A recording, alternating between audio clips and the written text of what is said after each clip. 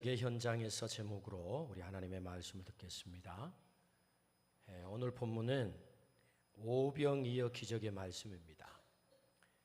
모태 신앙에서부터 교회를 다니신 분들, 또 초등학교 시절부터 교회를 다니신 분들은 이 본문의 말씀을 아마도 수없이 들으셨을 거예요. 좀 거짓말 보태면 한 100번도 넘게 들으셨겠다 생각이 듭니다. 그래서 설교자들 사이에서는 탕자의 이야기와 오병이어의 기적의 이야기는 설교하지 마라 라고 하는 그런 경고가 있어요. 하도 많이 들어가지고 너무 잘하는 말씀이기 때문에. 그럼에도 불구하고 주님은 오늘 우리들에게 이 말씀을 듣게 하세요. 물론 요한복음을 통해서 종교개혁 500주년 맞이해서 다시 복음 앞에서 이 주제로 요한복음을 차근차근 우리가 듣다 보니까 오늘 이 차례가 되어서 이 말씀이 우리에게 주어졌지만 이 시대에 꼭 오늘 우리가 들어가야 될 말씀이기 때문에 주님이 이 말씀을 듣게 하신다. 왜 들어야 됩니까? 이 오병이어의 말씀은 사복음서에 전부 나와요. 마태, 마가, 누가, 요한. 이 말씀은 곧 중요하다는 것입니다. 중요한 말씀은 계속해서 반복해서 들어야 합니다. 두 번째 들어야 될 이유가 있다면 예수 그리스도가 복음이다. 그 진면목을 우리에게 가르쳐 주시는 말씀이에요. 세상에는 굶주려 죽어가는 육과 영의 굶주림 가운데 죽어가는 수많은 사람들이 있어요. 그 수많은 사람들에게 만족을 주시는 분이 누구냐? 바로 예수님이다가 이 오병이어의 기적의 사건에서 들려주신 말씀이죠. 그러니까 예수님이 누구십니까? 복음인 거예요. 어떤 복음이요? 가란 영혼을 채워주시는, 인생의 진정한 만족, 배부름을 가져오시는 바로 그분이시다. 오늘 본문에서 그걸 말씀하시거든요. 세 번째, 우리가 이 말씀을 들어야 되는 이유, 우리가 다시 복음 앞에 서야 되기 때문에 그렇습니다. 오늘 본문의 내용은 다시 설명하지 않아도 잘 아는 말씀입니다. 그럼에도 불구하고 다시 이 내용을 제가 한번 정리를 해보려고 합니다. 왜냐하면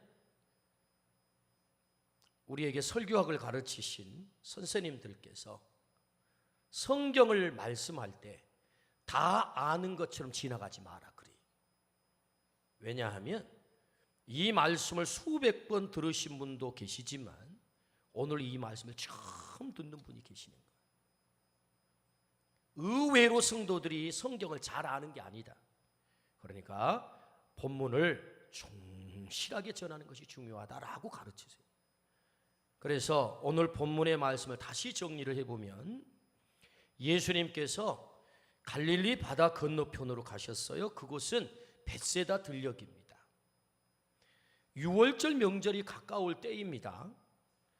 예수님께서 병자들을 고치신 표적을 보고 큰 무리가 예수님을 따랐다. 성경 그렇게 기록해요. 명절이면 예루살렘을 향하여서 유대인들은 많은 사람들이 올라갑니다.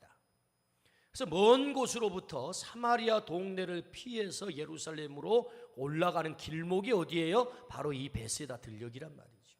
그렇게 해서 이렇게 지나가게 된단 말이죠. 그래서 먼 길을 내서 오느라고 지쳤어요. 배가 많이 고팠어요. 또 예수님의 말씀을 들으려고 모여 듣다 보니 그만 해가 뉘엿뉘엿치는데 이 돌아가서 뭔가 음식을 구해 먹어야 되는데 전부 지쳐 있고 배가 고파 있단 말이죠. 그래서 제자들 가운데 어떤 제자가 선생님, 이 사람들을 동네에 가서 먹을 것을 구하게 하세요. 그래서 저 배고픔을 해결하게 하세요. 그러자 요한복음에는 등장하지 않지만 마태복음 14장에서는 이렇게 말씀하세요. 갈 것 없다. 너희가 먹을 것을 주어라 그래요.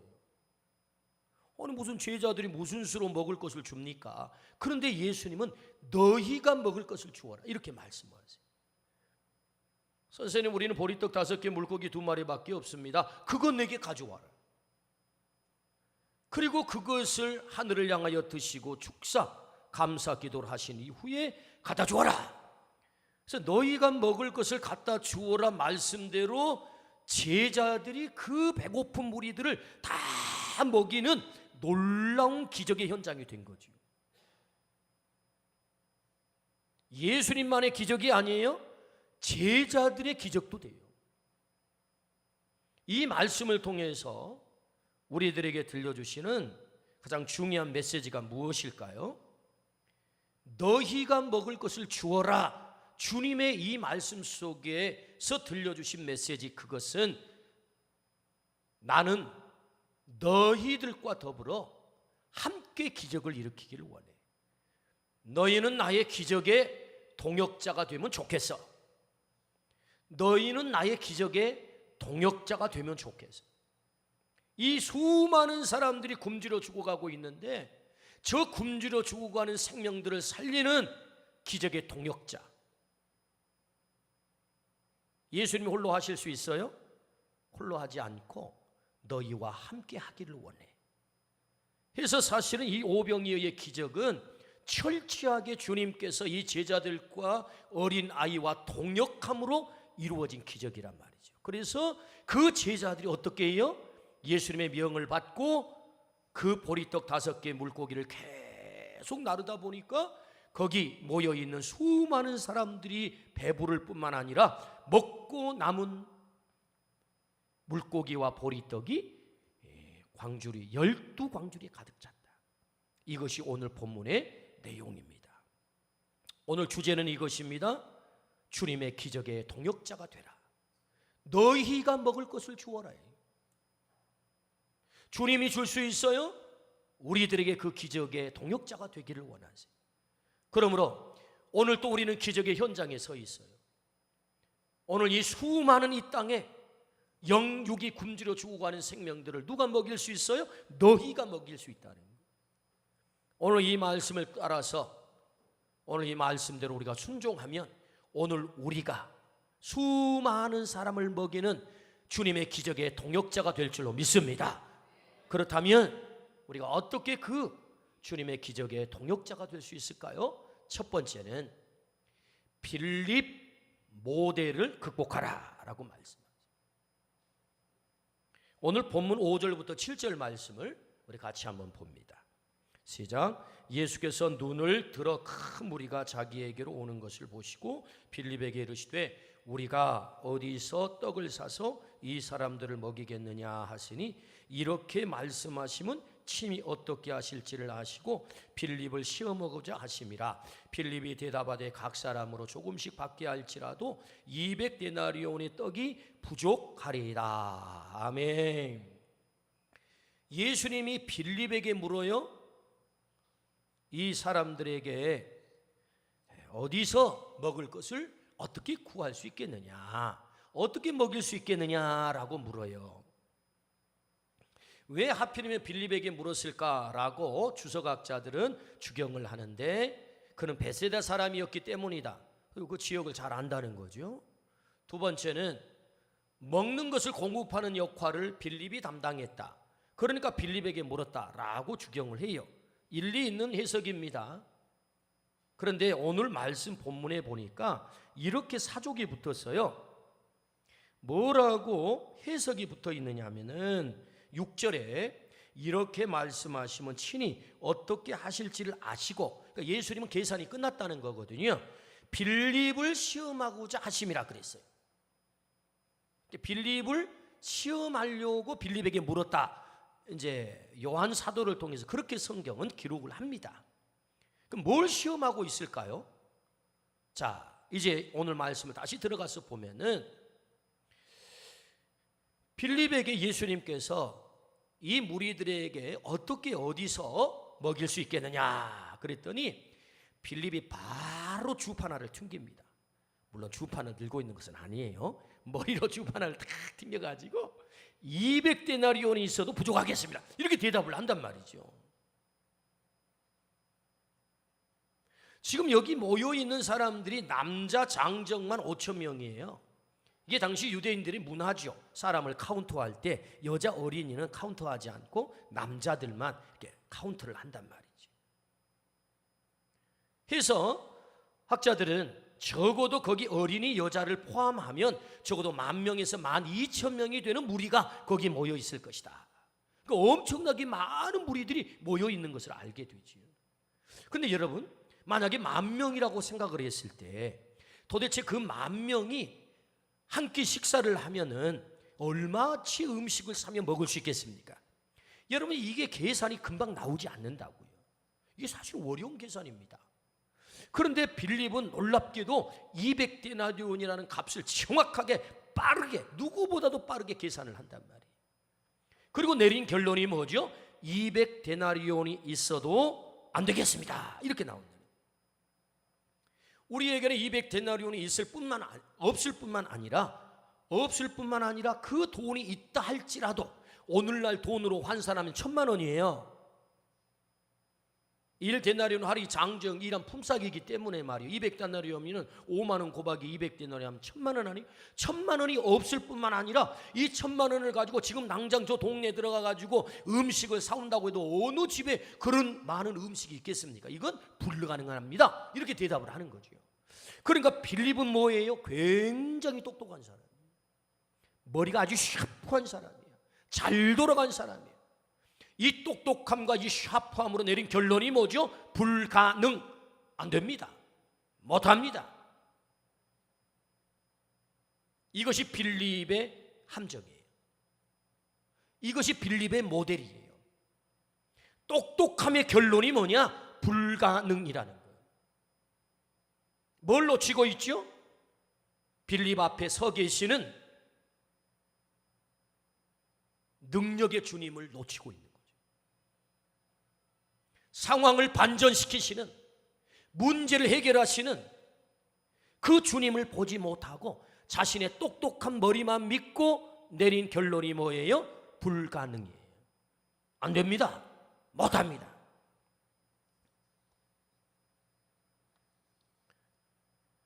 빌립이 이렇게 대답했다면 얼마나 좋을까요?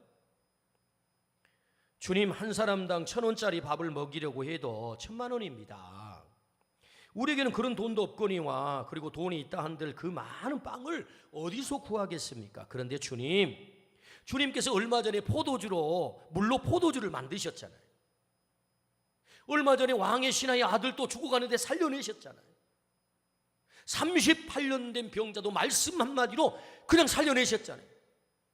우리에게는 돈도 없고 그만한 빵도 없지만 그러나 주님이면 얼마든지 저 많은 무리들을 먹일 수 있음을 믿습니다. 주님, 뭘 고민하십니까? 여기 돌덩어리들이 많이 굴러다니는데 이걸로 빵을 만드시죠? 이렇게 대답했더라면 얼마나 좋았겠어요. 이야, 빌립아, 너 굉장하다. 이야, 어떻게 그런 아이디어를 냈어? 맞아, 우리가 돈도 없지, 빵도 없지, 그런데 내가 할 수 있지. 빌립아, 참 너 대단하다, 이렇게 칭찬하지 않았겠어요? 그런데 빌립은 뭐예요? 주님, 안 돼요, 못해요, 불가능해요. 우리는 자원이 없잖아요, 돈이 없잖아요, 능력이 안 되잖아요, 빵도 없잖아요. 참 똑똑한 사람인데 진짜 똑똑하지는 못하지. 왜? 능력의 주님을 놓치고 계시기 때문에. 진짜 똑똑한 사람은 내 능력만 가지고 상황을 다 판단한 사람이 아니에요. 진짜 똑똑한 사람은 내 능력 플러스 주님의 능력이 합쳐지면 그 상황을 얼마든지 이겨낼 수 있음을 믿는 사람이 진짜 똑똑한 사람인 줄로 믿습니다. 그러니까 첫 번째, 우리가 어떻게 주님 기적의 동역자가 될 수 있어요? 그 수많은 사람들을 너희가 먹여라. 주님이 우리를 그 기적의 동역자로 부르셨는데 어떻게 해요? 이 빌립 모델을 극복해야 된다. 네 똑똑한 머리로 다 판단하고 결론 내지 마. 내가 할 거야. 아멘 하십시다. 이 빌립 모델을 극복하기를 주의 이름으로 축원합니다. 주님이 하시면 불가능을 가능해 하실 줄로 믿습니다. 때로 주님께서는 우리에게 해결되지 않는 문제를 우리에게 보내세요. 내 힘으로 도저히 안 되는, 내 능력으로 도저히 안 되는 한 개밖에 문제를 우리에게 부딪히게 만든다고요. 왜 그런 문제를 보내실까요? 야, 내 능력을 네가 체험해야 될 때야. 주님의 능력을 체험해야 될 때가 바로 그때라고요. 때문에 여러분, 내 힘으로 안 된다고 못한다고 그것 때문에 불가능하다고 결론 내리지 말고 그 불가능의 결론을 주님에게 가지고 가기를 축복합니다. 주님이 계시면 하십니다. 그래서 마가복음 9장 23절에는 이렇게 말씀하시죠. 마가복음 9장 23절 화면 띄워줄 수 있나요? 같이 한번 읽어보겠습니까? 시작. 예수께서 이르시되 할 수 있거든이 무슨 말이냐? 믿는 자에게는 능히 하지 못할 일이 없느니라 하시니. 할렐루야. 빌립 모델을 극복하라는 것입니다. 빌립 모델이 뭐예요? 자기의 똑똑함으로 결론 내리는 거예요. 이것은 돼, 이것은 안 돼. 누가 결론을 내려요? 내가 결론을 내려요. 주님은 내가 결론 내리기를 원치 않아요. 우리의 삶의 모든 문제를 주님이 결론 내려야 될 줄로 믿습니다. 그 상황의 결론을 내리신 분은 주님이에요. 주님, 내가 아니에요. 그러므로 빌립 모델을 극복할 때 우리는 주님 기적의 동역자가 된다. 할렐루야. 두 번째는요, 오늘 본문을 통해서 우리가 어떻게 주님 기적의 동역자가, 수많은 사람을 먹이는 자가 될 수 있느냐 하면 행동하는 믿음을 요구하세요. 오늘 본문 6장 8절부터 9절입니다. 시작. 제자 중 하나 곧 시몬 베드로의 형제 안드레가 예수께 여짜오되 여기 한 아이가 있어 보리떡 5개와 물고기 2마리를 가지고 있나이다. 그러나 그것이 많은 사람에게 얼마나 되겠사옵나이까. 아멘. 안드레가 예수님에게 어린아이 도시락 하나를 가져왔어요. 거기까지는 참 좋아요. 그런데 이 안드레가 예수님께 고해 바친 이 말씀을 보세요. 이게 얼마나 되겠습니까? 라고 하는 이 뉘앙스를 보면은 가지고 오기는 가지고 왔는데 믿기도 하고 안 믿기도 하고 반신반의하는 믿음의 태도예요. 그런데 안드레는 행동했다는 거예요. 중요한 것은 그것을 가지고 왔다는 거예요. 누구에게? 주님에게. 그러니까 안드레의 믿음이 완벽하지 않아요. 한편으로는 의심하면서, 그러나 또 가지고 가면 뭔 일이 좀 있지 않을까라는 한편으로는 믿는 마음, 또는 한편으로 가지고 가면 또 이게 얼마나 이게 소용이 될까 하는 의심하는 마음. 여러분, 중요한 것은 우리의 작은 믿음을 주님이 보신다는 거예요. 우리의 완벽한 믿음을 기대하는 게 아니에요. 우리는 주님 앞에 서는 그날까지 사실은 완벽한 믿음을 갖추지 못해요. 어떤 사람이 당당하게 나는 이래봐도 하나님 앞에 완벽한 믿음을 갖추었습니다, 이렇게 말할 사람이 누가 있을까요? 완벽한 믿음을 갖추지 못해요. 다 여러분 거기에는 구석이 있는 것입니다. 잘 믿는다 하느라고 어느 날 보니까 뒤돌아서 있기도 하고, 어느 날 보니까 넘어져 있기도 하고, 그 사람 믿음 굉장했는데 어느 날 보니까 넘어져 있어요. 주님이 기대하지 않는 전혀 엉뚱한 행동을 하고 있단 말이죠. 이게 우리 인간의 한계 아니겠습니까? 그러니까 안드레도 사실은 가지고 오긴 했어요. 이게 뭐예요? 믿음의 행동이죠. 그런데 그의 말을 보면 얼마나 되겠습니까? 반신반의하는 그런 믿음이지요. 그러나 중요한 건 뭐예요? 그 작은 믿음을 가지고 행동했다는 거예요. 주님에게 가지고 왔다는 거예요. 여러분, 이 안드레가요 정말로 행동하는 사람인 것을 잘 알 수 있는 하나님의 말씀은 요한복음 1장에 보면 세례 요한의 제자 2사람이 세례 요한과 함께 이렇게 서 있는데 그때 예수님께서 지나가세요. 그때 세례 요한이 하나님의 어린 양이라 이렇게 한마디를 하니까 즉각적으로 두 제자가 예수님을 따라요. 그 두 제자 중에 한 사람이 누구예요? 바로 안드레예요. 안드레. 그래서 안드레가 예수님께 와서 예수님의 제자가 되는데 그 예수님을 보니까 기다리던 메시아거든요. 메시아임을 발견하자마자 누구에게 달려가요? 형님 베드로에게 달려가요. 형님, 내가 메시아를 만나서 우리 메시아에게 한번 가봅시다. 바로 즉각적으로 여러분, 안드레가 완벽한 믿음을 갖추어서 형님을 전도한 거 아니에요. 우리가 누군가를 전도한다고 했을 때 완벽한 믿음을 갖추어서 성경을 다 알아가지고 그 사람을 완전히 논리로 설복을 시켜가지고 내가 그 사람을 전도해야 되리라, 그렇게 착각할 때가 있어요. 아닙니다, 여러분. 여러분, 안드레가 이분이 메시아구나 깨닫자마자 바로 달려가가지고 누구한테? 형님한테. 형님이 시몬 아닙니까? 이름 바뀌기 전에 시몬이. 형님, 시몬, 우리 예수님께 갑시다. 그러니까 이 안드레는요, 행동하는 사람이에요. 완벽한 믿음을 갖추어서 행동하는 거 아니에요. 작은 믿음, 주님이시구나 발견하자마자 뛰어가는 거예요. 이 행동하는 믿음을 가졌다. 결국 여러분, 이 안드레가 그 작은 도시락을 주님에게 가지고 온 이 행동을 통해서 주님은 이 도시락을 받아들고 오병이어 10,000명 이상의 사람들을 먹이는 엄청난 기적을 행한 줄로 믿습니다. 그러니까 안드레가 어떻게 쓰임을 받은 거죠? 주님 기적의 동역자가 됐다고. 주님 홀로 하지 않고 이 안드레의 행동을 통해서 기적을 일으키신 거죠. 주님은 오늘 또 우리에게 작지만 작은 믿음의 행동을 요구하세요. 완벽한 믿음을 요구하는 것 아닙니다. 주님 따라가는 길에 때로 의심이 들기도 합니다. 믿기는 하지만 확신이 부족할 때도 있습니다. 그럼에도 불구하고 작은 우리의 행동을 주님은 기뻐하시는 줄로 믿습니다. 우리의 그 작은 행동, 그 작은 믿음의 행동, 하나님께서 아브라함에게 지시할 땅으로 가라 그렇게 말씀하세요. 아브라함이 완벽한 믿음을 갖추어서 떠난 거 아니에요. 왜냐하면 그가 떠난 이후의 행동을 보면 알아요. 아브라함이 지시할 땅으로 가나안 땅으로 갔잖아요.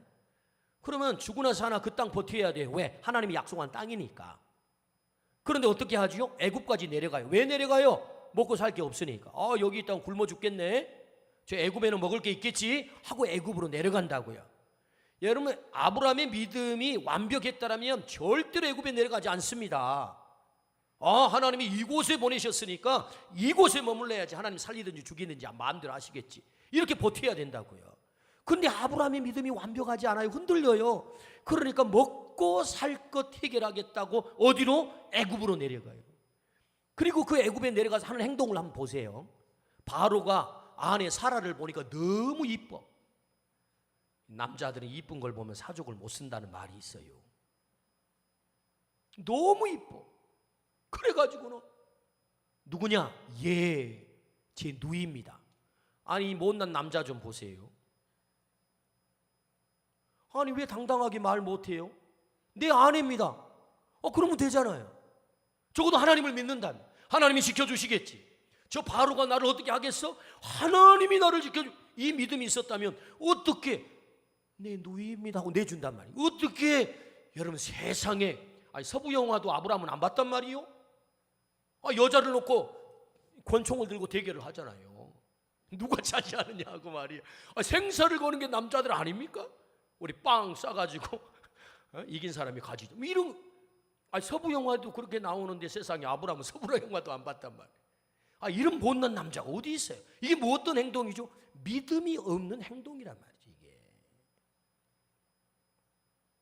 아브라함이 완벽한 믿음을 갖춘 거 아니에요. 그런데 부족한 믿음이지만 가라 할 때 그가 갔단 말이에요. 행동했다는 거예요. 주님은 이걸 귀하게 보신 거예요. 아들을 드리라 할 때 드렸다는 거예요. 아침 일찍 일어나서. 이 행동을 주님은 귀하게 보신 거죠. 작은 믿음을 가지고도 행동할 때 하나님은 그 행동을 귀하게 보시고 하나님의 놀라운 기적을 행하시는 줄로 믿습니다. 아멘. 행동하는 믿음, 안드레 모델이에요. 어떻게 우리가 주님의 기적의 동역자가 될 수 있습니까? 그것은 안드레와 같이 행동하는 믿음을 가져라. 정상에서 만납시다라고 유명한 성공 컨설턴트인 지그 지글러 박사님이 계세요. 그분이 쓰신 책이 정상에서 만납시다지요. 그는 이런 말을 했습니다. 행동하는 2%가 행동하지 않는 98%를 지배한다. 이게 세상의 법칙이더라는 거예요.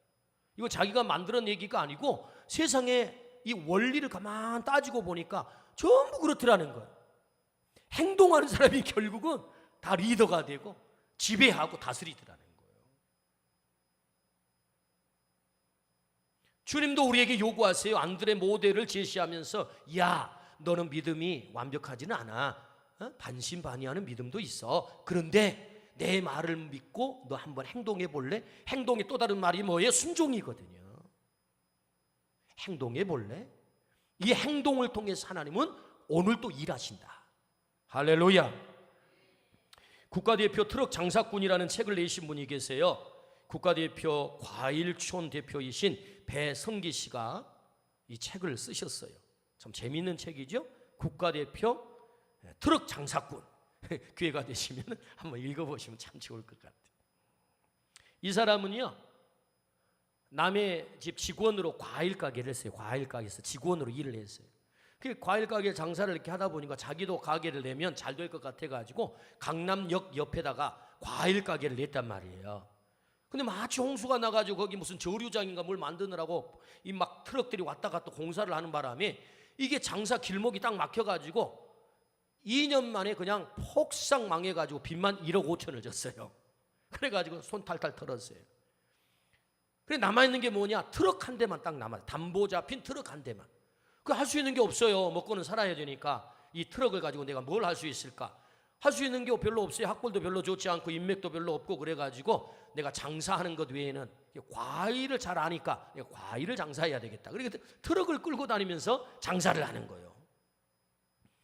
그래가지고 얼마나 열심히 장사를 했느냐 하면은 세상에 트럭으로 과일을 파는데 1년 만에 그 책에 보니까 1년 만에 1억 5천 빚을 갚았다는 거예요. 세상에 장사를 얼마나 잘했으면. 그래가지고요, 이 사람이 매장을 6개를 이제 열게 됐어요. 그 뒤로 매장을. 그리고 연 매출이 80억이 되는 그런 과일 장사꾼이 됐단 말이에요. 그래가지고 웬만한 TV는 다 나왔어요. 이분이 보니까 다 나와. 근데 자기가 이렇게 생각을 해보니까 지금 40대 초반인데 자기처럼 이렇게 손 탈탈 털고 밑바닥에 내려앉은 사람, 나처럼 이렇게 내려앉은 사람도 좀 같이 살면 좋겠다, 이런 좋은 아이디어를 내가지고 학교를 하나 세우는데 어떤 학교를 세우느냐 하면 국가대표 과일촌 사관학교를 세워요. 재미지. 국가대표 과일촌 사관학교. 사관학교라고 해서 무슨 거창한 건물을 세운 거 아니에요. 그냥 길바닥에서 장사하는 거 보고 배우는 거야. 그냥 나처럼 이렇게 장사하면 됩니다 하고 그거 가르쳐 주는 거예요. 그런데 이 사람이 그렇게 사관학교에 와서 그런 일을 배워보겠다고 하는 사람들은 뭐를 어떻게 뽑냐? 그냥 아무나 붙여주는 게 아니라는 거예요. 기준이 있어요. 기준. 첫 번째 기준이 뭐냐? 완전히 자존심을 깡그리 내려놔야 된다.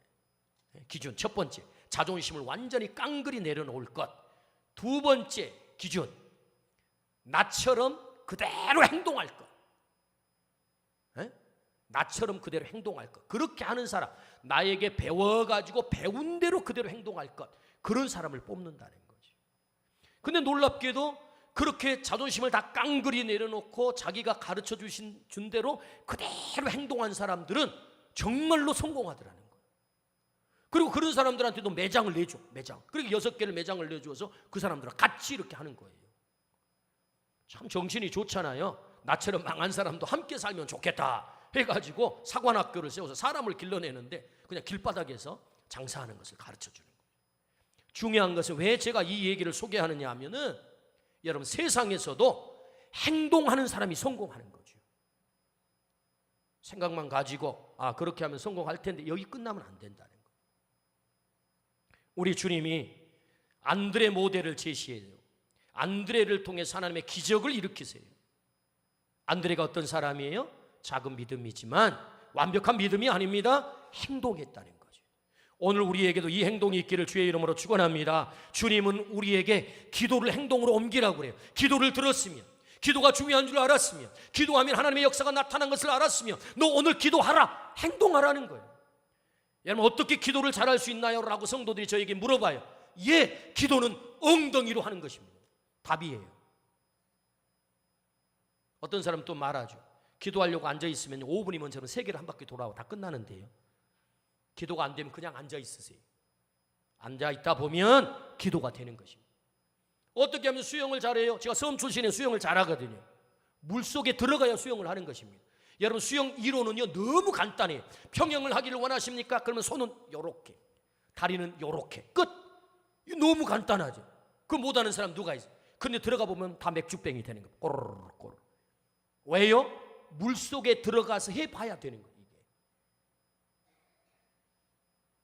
그러니까 기도를 어떻게 잘할 수 있어요? 기도를 행동으로 옮기면 되는 거예요.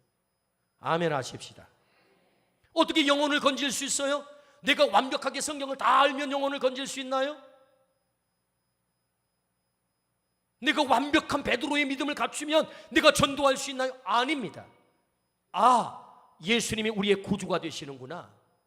이 예수님을 전해야지. 말하면 영혼 건져지는 겁니다. 할렐루야. 행동하는 거예요. 어떻게 사랑할 수 있습니까? 사랑을 행동으로 옮기는 거죠. 어떻게 용서할 수 있습니까? 용서가 안 돼도 흉내를 내보는 거죠. 행동으로 옮기는 거예요. 거기에 주님의 기적이 나타나는 거예요. 그러므로 오늘 주님이 두 번째 어떻게 주님의 기적 동역자가 될 수 있습니까? 그것은 행동하는 믿음을 요구한다는 거예요. 이 안드레의 모델입니다. 오늘 우리 모두가 행동하는 믿음을 가지시기를 축복합니다. 행동이에요. 마지막 세 번째는요, 어린아이 모델이에요. 그것을 내게 가져와라. 주님 손에 들려질 때 우리는 주님 기적의 동역자가 됩니다. 그것을 내게 가져와라 할 때 주님에게 들려지는 거죠. 들려지는 거예요. 우리 9절 말씀 같이 한번 보겠습니다. 시작. 여기 한 아이가 있어 보리떡 5개와 물고기 2마리를 가지고 있나이다. 그러나 그것이 이 많은 사람에게 얼마나 되겠사옵나이까. 아멘. 어린 아이가 도시락을 하나 가지고 있는데요, 이 도시락은 보리떡 5개, 물고기 2마리예요. 보리떡이라는 말은 밀떡도 아니에요, 쌀떡도 아니에요. 보리떡이에요. 그 얘기는 아주 가난한 집 아이의 도시락이라는 것이고, 물고기 2마리라는 말은 갈릴리 어부들이요 고기를 잡고 큰 고기는 다 가져가고 나머지 잔챙이들은 다 바닷가에 버리면 가난한 사람들이 나와가지고 그걸 주워다가 소금에 절여서 반찬을 하는 거예요. 그 반찬 물고기 2마리예요. 그러니까 너무너무 보잘것없는 도시락이라는 거지요. 이 아이가 아침에 집에 나설 때 엄마가 애야 오늘 도시락 가지고 가. 예 엄마 여기 있다. 그러면 들고 쫄래쫄래 왔을 거예요. 예수님 만나 말씀을 듣다 보니까 도시락 먹는 것도 잊어버렸어요. 또 배가 고픈데 사람들이 다 굶고 있는데 혼자 먹기도 그것도 그래요. 그래서 안 먹고 있었다면, 근데 웬 낯선 아저씨가 와가지고 그거 예수님께 가져가면 참 좋겠어. 내가 왜 그걸 드려야 돼요? 이거 내 거예요. 내 엄마가 정성을 다해서 나에게 주셨단 말이에요. 내가 왜 내 걸 드려야 됩니까? 라고 거절했다면 거기 아무런 일도 안 일어났을 거예요. 그런데 이 어린아이가 낯선 아저씨, 그분이 누구죠? 안드레 아닙니까? 안드레 제자가 와서 그것을 다오 주님께 드리게. 예, 주님께 드려진다면 제가 기꺼이 드리지요 라고 도시락을 드린 거죠. 주님은 그 도시락을 가지고 거기 모여있는 10,000명 이상의 많은 사람들을 먹이는, 그래서 벳세다 들녘을 잔치 축제로 만들어버리는, 그 모든 사람의 얼굴에 웃음을 가져오는, 그들의 가람을 해결하는 기적을 일으킨 줄로 믿습니다. 어떻게 해요? 도시락 그 하나가 주님의 손에 들려졌을 때 뭘 말할까요? 오늘 우리는 다 어린아이와 같은 자들이에요.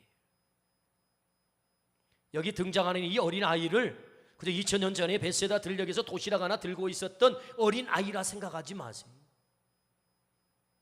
내 자신을 들여다보면 가난한 집 도시락 1개와 같은 정말 부족해요.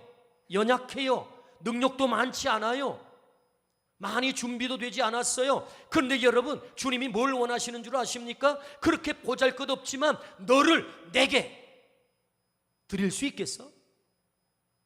내 손에 너를 올려놓을 수 있겠어? 우리가 보잘것없는 어린아이의 도시락과 같지만 우리를 주님의 손 위에 올려놓는 순간 주님은 그것을 하늘 향하여 축사 감사 기도하신 이후에 주님이 개입하시면 그 보리떡 5개 물고기 2마리가 10,000명을 먹이고도 남는 12광주리가 남는 넘치는 능력이 될 줄로 믿습니다. 우리가 주님의 손에 들려지면 그렇게 된다는 거죠. 여러분, 말씀을 읽을 때 현재적 사건으로 읽어야 된단 말이죠. 현재적 사건이 뭐예요? 나라고 하는 존재가 도시락과 같은데 주님의 손에 들려지면 너도 그렇게 쓰임받는다는 것 아닙니까? 교회에서 은혜를 베풀어 주셔서 저는 작년에 안식월에 영국의 스코틀랜드 블렌타이어라고 하는 동네를 다녀오게 됐어요. 저는 그곳에서 큰 은혜를 받고 왔습니다. 이 블렌타이어 동네는 어떤 동네냐 하면 검은 대륙의 성자 리빙스턴이 태어난 생가가 있어요. 수많은 사람들이 그 기념관을 찾아요. 저도 은혜로 그곳을 찾게 됐어요. 이곳에 믿음 좋은 부모 아래 가난하지만 한 소년이 태어나게 되죠. 아이가 태어나는데 1813년도에 그곳에 태어나요. 근데 집이 너무 가난해요. 어린 시절부터 방적 공장에서 하루에 14시간씩 일을 해야 돼요. 어느 날 예배당에서 예배를 드리는데 성교 보고 후에 아프리카가 영혼들이 죽어가고 있으니 저들을 위해서 우리가 헌금합시다 하고 헌금을 드려요. 우리는 여러분 헌금 주머니로 이렇게 돼 있기 때문에 그렇게 하지 못하지만 서양 사람들은 헌금함이 있기도 하고 헌금 이렇게 접시가 이렇게 넓은 큰 접시로 헌금을 한단 말이에요. 다 보이게 이렇게 거기다 헌금을 넣어놔요. 이렇게. 근데 이 리빙스턴이라는 어린 아이가 헌금을 하고 싶은데 정말 그 아프리카에 죽어가는 영혼들을 위해서 헌금하고 싶은데 드릴 게 아무것도 없는 거예요. 그래서 고민하다가 그 헌금함 위에 자신의 몸을 올려놓은 거예요. 그리고 기도합니다. 하나님, 저가 드리고 싶은데요 드릴 게 없어요. 그런데 하나님, 제가 아직 어리지만 저를 주님께 다 드릴게요. 저를 받아주세요. 그리고 자신의 몸을 헌금 위에 올려놨단 말이에요. 그리고 하나님 앞에 그렇게 자신이 헌신하기로 결정한 것처럼 그는 14시간 동안 계속 그렇게 늦게까지 일을 하지만 밤새워서 공부를 해요. 독학을 해요. 그래서 글래스고우에 있는 대학에 가서 신학 공부를 하고 의학 공부를 해서 목사가 되고 의사가 돼가지고 아프리카에 파송을 받는다. 죽어가는 영혼들을 살리기 위해서. 그래서 그 기념관 앞에 그 공원에 가면은요 큰 동상이 있어요. 압도적인 동상이 있는데 그 동상이 어떤 동상이냐면 큰 사자가 한 사람의 팔을 물어가지고 이렇게 입으로 확 물고 있는 동상이거든요. 실제로 이 리빙스턴은 목숨을 아끼지 않고 아프리카 땅에 가가지고 선교를 하다가 사자에게 이 팔을 물려가지고 팔이 잘리거든요. 그럼에도 불구하고 선교를 포기하지 않아요. 그래서 그 검은 땅 아프리카를 복음화해서 영의 가난자들, 영의 굶주려 죽어가는 자들, 그 어린 리빙스턴이 자신을 주님의 손 위에 올려놓으니까 나중에 수많은 수천만의 사람들을 먹이고도 남는 그런 존재가 된 줄로 믿습니다. 주님 기적의 동역자가 된 거죠. 보잘것없는 도시락이지만 너라고 하는 존재를 내 손에 올려놓을 수 있겠니? 오늘 주님 말씀하세요. 주님, 제가 나이가 많아요. 힘도 없어요. 걸어다니지도 잘 못하는데요. 주님 아세요. 그럼에도 불구하고 그 너를, 연약하지만 너를 내 손에 올려놓을 수 있겠어? 저는 배운 게 없는데요. 학벌도 짧은데. 아니야, 나 알아. 그런데 너를 내게 올려놓을 수 있겠어? 제가 소유가 많지도 않는데요. 괜찮아, 너를 내게 올려놓을 수 있겠어? 저는 고장난 인생인데요. 괜찮아, 내가 고쳐서 쓸 거야. 주님 말씀하세요. 중요한 것은 너를 내 손에 올려놓을 수 있겠어? 어린아이처럼 그 도시락을 혼자 먹지 말고, 이 아이가 혼자 그 도시락 먹어버렸다면 자기 혼자 배부르고 끝났을 거예요. 다른 사람 다 굶주렸을 거예요. 그러나 주님의 손에 올려드렸을 때 위대한 기적의 주인공이 되었다. 할렐루야. 오늘 또 말씀하세요. 이 땅에는 수많은 사람들이 굶주려 죽어갑니다. 갈 것 없다, 너희가 먹을 것을 주어라. 우리에게 그렇게 말씀하세요. 우리가 무슨 수로 그들을 먹일 수 있단 말입니까? 그 영혼을 살릴 수 있단 말입니까? 근데 살릴 수 있대요. 어떻게? 주님의 동역자가 되면 돼요. 주님의 기적의 동역자가 되면 돼요. 빌립의 모델을 극복하기를 축복합니다. 빌립은 지나치게 인간적으로 똑똑함으로 그 결론이 뭐예요? 불가능이었어요. 인간의 똑똑함의 결론은요, 절망이에요. 우리 앞에 서 계신 주님을 발견하지 못하면 언제나 절망이에요. 내 능력 너머에 계시는, 나의 부족한 능력을 완벽하게 만드시는 그 주님을 발견하기를 축복합니다. 이게 빌립 모델을 극복하는 거죠. 그리고 작은 믿음이지만 주님 앞에 행동하라. 그때 주님은 우리를 기적의 동역자 삼으신다. 너의 능력이 비록 작고 보잘것없지만, 도시락과 같은 보잘것없는 자이지만, 그러나 주님 손에 올려드리면 너를 통해서 내가 일할 거야. 오늘 이 주님의 요청 앞에, 주님 앞에 기꺼이 나를 드리기를 주의 이름으로 축원합니다. 아멘. 기도하십시다.